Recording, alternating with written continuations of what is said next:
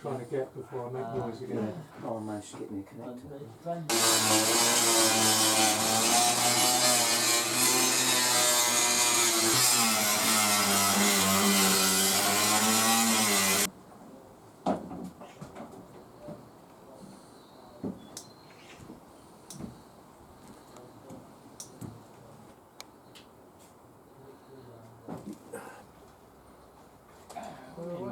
Look, you see, if you do that, so Excellent, Harry.